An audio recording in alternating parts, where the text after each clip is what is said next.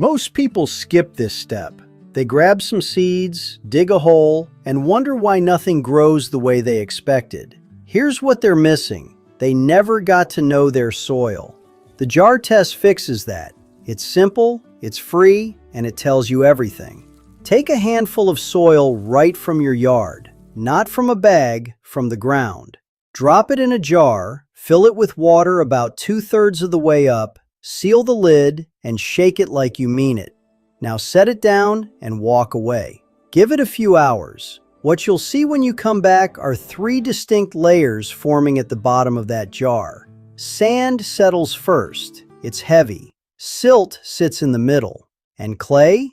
Clay drifts to the top, fine and slow. Those 3 layers are your soil's fingerprint. If you've got a thick clay layer, and a lot of us here in the South do, your soil holds water well, but it can compact and suffocate roots. Too sandy? Water drains before plants can drink it. But the sweet spot is in the middle, roughly equal parts of all 3. That's loam. Rich, workable, alive. Here's the good news. Whatever you've got, you can fix it. Clay-heavy soil? Work in compost and perlite to open it up. Sandy soil? Compost again. It binds and feeds.